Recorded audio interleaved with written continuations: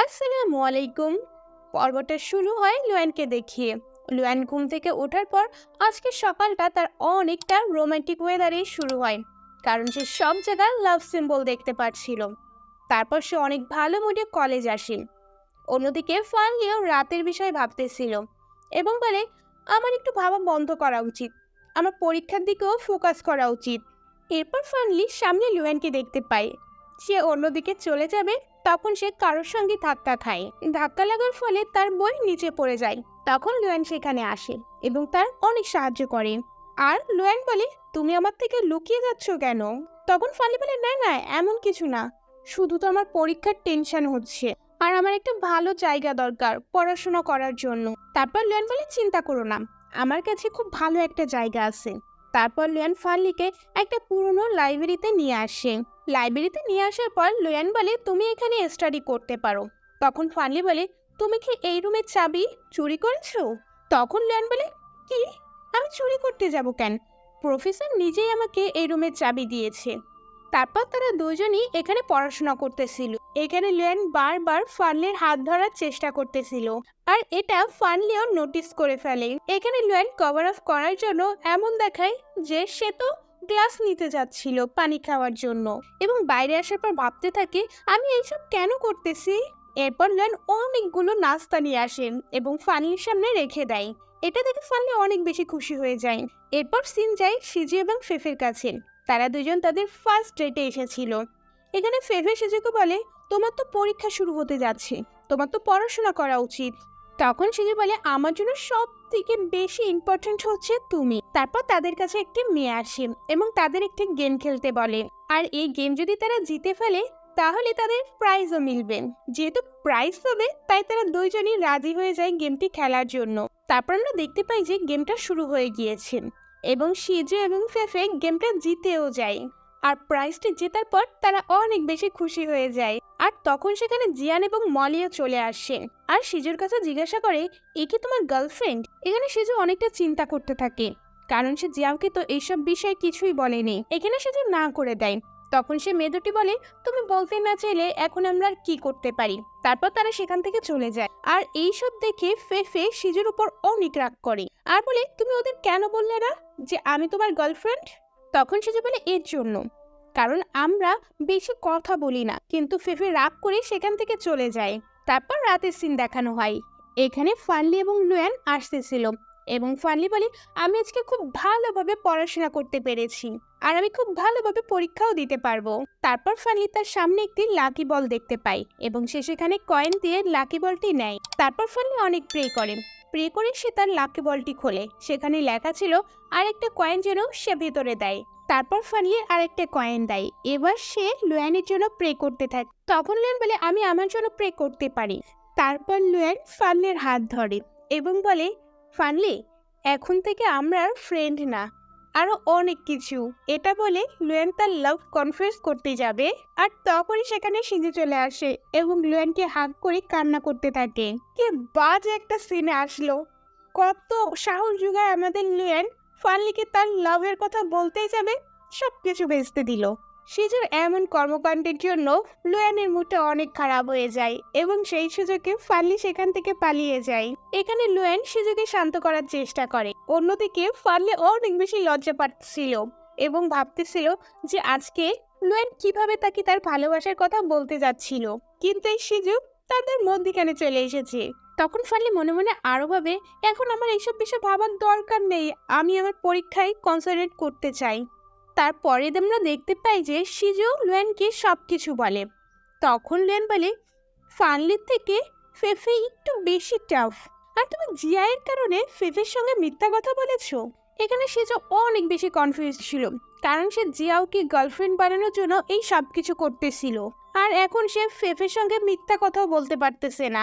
তখন লুয়ান বলে, তোমাকেই সবকিছু ঠিক করতে হবে যে তুমি কাকে ভালোবাসো, ফেফেকে নাকি জিয়াওকে। এরপর আমরা ফানলিকে দেখতে পাই। মলি তার কাছে এসে তাকে অনেকগুলো নাস্তা খেতে দেয় আর তার কাছে সাহায্য চায় কেমিস্ট্রি এক্সামের জন্য।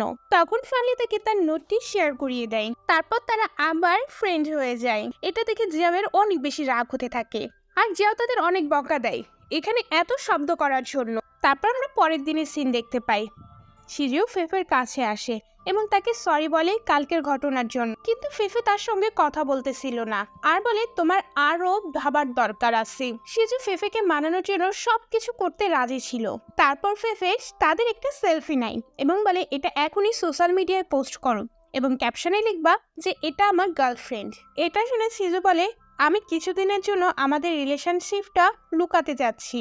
এটা শুনে ফেফে আরো বেশি রেগে যায় এবং বলে জিয়াওয়ের জন্য সে ল্যাবে বিস্ফোরণও ঘটাতে পারে আর আমার জন্য একটা ছবি পোস্ট করতে পারতেছে না। তারপর সিজু তার কাছে আসে এবং তার ফোন দেখায় এবং বলে দেখো আমি ছবিটি পোস্ট করে দিয়েছি। আর অনেক কমেন্টও আসতেছিল যে তোমার গার্লফ্রেন্ড তো অনেক সুন্দর দেখতে। এটা দেখে তো ফেফে অনেক বেশি খুশি হয়ে যায়। তারপর ফানলি যাচ্ছিল, সে ফোনে ফেফে এবং সিজুর পোস্ট নিয়ে কথা বলতেছিল। এখানে জিয়াও সবকিছু শুনে ফেলে। তারপর ফানলি যে চাবিটা দিয়ে লাইব্রেরিতে প্রবেশ করেছিল সেটা সে বাইরেই ভুলে যায় এবং জিয়াও তাকে বাইরে থেকে লক করে দেয়। এখানে ফানলি অনেক চিৎকার করতে থাকে দরজাটা খোলার জন্য, কিন্তু জিয়াও সে চাবি নিয়ে সেখান থেকে চলে যায়। তারপর ফানলি যখন ভিতরে আসে সে দেখতে পায় যে লুয়ান সেইখানে আগে থেকে ঘুমিয়ে আছে। ফানলি এত চিৎকার করতেছিল যার কারণে লুয়ান ঘুম থেকে জেগে যায় এবং বলে তুমি এত চিৎকার কেন করতেছিলে? তখন ফানলি বলে আমি চাবিটি বাইরে রেখে এসেছিলাম এবং কেউ একজন আমাদের এখানে লক করে দিয়েছে। তারপর ফানলি লুয়ানের কাছে চাবি চাই। তখন লুয়ান বলে আমার কাছে একটা চাবি ছিল এবং যেটা আমি তোমাকে দিয়ে দিয়েছি। তখন ফানলি বলে কালকে আমার পরীক্ষা আসছে।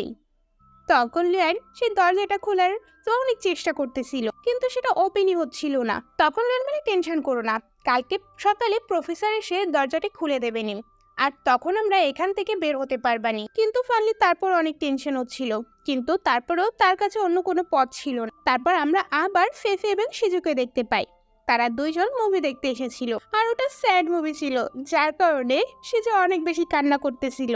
তখন আমরা দেখতে পাই যে জিয়াও তাদের ফলো করতেছে। জিয়াও এখানে সিজু এবং ফেফের অনেকগুলো ফটো ক্লিক করে আর সিজুকে মেসেজ করে তুমি এখনই ফেফের সঙ্গে ব্রেকআপ করো।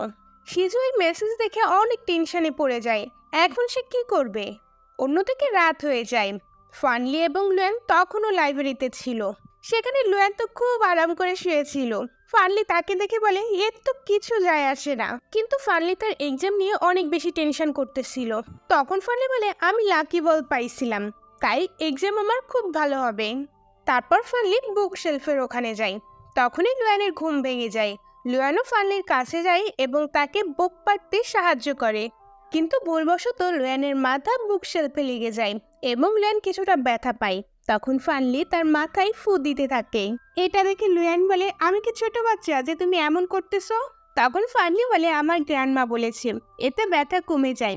তারপর ফানলি যখন লুয়ানকে টাচ করে এবং বলে তুমি এত হট কেন হচ্ছ? এটা দেখে লুয়ান অনেকটা নার্ভাস হয়ে যায় এবং বলে আমার ফেস টাচ করো না, কিন্তু ফানলি তারপরও তার ফেস টাচ করে। তখন লুয়ান বলে এরপর যদি তুমি আবার ফেস টাচ করো তাহলে দেখো আমি কি করি। তখন ফানলি বলে কিছু বলো না, কালকে আমার পরীক্ষা আছে আর আমি পরীক্ষায় খুব ভালো মার্ক পেতে চাই এবং সেখান থেকে উঠে যাই। অন্যদিকে রুমে মলি দেখে যে ফানলি এখনো রুমে আসেনি, তাই সে ফানলিকে নিয়ে অনেক টেনশন করতে থাকে যে কোথায় গেল মেয়েটা, কারণ তার সঙ্গে এখন ফানলির খুব ভালো একটা বন্ধুত্ব শুরু হয়েছিল। তখন যাও বলে মলি তোমার আর ফানলির সঙ্গে এত ভালো বন্ধুত্ব কবে থেকে শুরু হলো? তখন মলি বলে আমি তো এক্সামের জন্য ফানলির সঙ্গে বন্ধুত্ব করেছি, কারণ সে খুব ভালো একজন ছাত্রী। এখানে মলি ফানলিকে কলও করে কিন্তু কলে পায় না। তখন মানে যাওকে বলে আমাদেরকে পুলিশের কাছে যাওয়া উচিত। তখন যাও বলে ফানলি মানে ভালো আছে, আমাদের পুলিশের কাছে যাওয়ার দরকার নেই। জিয়াওয়ের এখানে মলের উপর কিছুটা সন্দেহ হতে থাকে। তখন জিয়া বলে এখানে সন্দেহের কিছু নেই, আমি ফানলিকে তার ফ্রেন্ডের সঙ্গে যেতে দেখছিলাম, আমার তো মনে হয় সে তার ফ্রেন্ডের সঙ্গেই রয়েছে, আর ফানলি তো আমাদের বন্ধু মনেও করে না, তাই আমাদের এত চিন্তা করার দরকার নেই। এরপর মলি আর কিছু বলে না, শোয়ার জন্য চলে যায়। অন্যদিকে সকাল হয়ে যায়। আমরা দেখি যে ফানলি এবং লুয়ান একসঙ্গে ঘুমিয়ে আছে। তখন আমরা দেখি যে ফানলি লুয়ানের কাঁধে মাথা রেখেছে, যার ফলে লুয়ানের ঘুম ভেঙে যায়। তার কিছুক্ষণ পর ফানলি লুয়ানের কোলে মাথা রেখে ঘুমিয়ে পড়ে। এখানে লুয়ান ফানলিকে খুব ভালোবেসে দেখতেছিল, তখনই ফানলির ঘুম ভেঙে যায়, তাই লুয়ান ঘুমানোর অভিনয় করতে থাকে। তারপর ফানলি উঠার পর লুয়ানকে শার্ট পরিয়ে দেয় আর শার্টের ভিতর সে লাইব্রেরির চাবিও দেখতে পায়। মানে লুয়ানের কাছে আগে থেকেই লাইব্রেরির এক্সট্রা একটা চাবি ছিল। আর তখনই লুয়ান ঘুম ভাঙার অভিনয় করতে থাকে। তখন ফানলি এই চাবির বিষয়ে জানতে চাই। এখানে লুয়ান বাহানা করতে থাকে এবং বলে, হায় আল্লাহ, আমি তো ভুলেই গিয়েছিলাম এই চাবির বিষয়ে। তখন ফানলি বলে, তুমি এটা ইচ্ছাকৃতভাবে করেছো তাই না? তখন লুয়ান বলে, আমি তো ভেবেছিলাম আমরা একসঙ্গে সময় কাটাবো, এবং হাসতে থাকে। ফানলি এখানে অনেকটা রাগী অবস্থায় ছিল। তখন ফানলি লুয়ানের হাত থেকে চাবি নেওয়ার অনেক চেষ্টা করতেছিল, কিন্তু লুয়ান তাকে চাবি দিচ্ছিল না।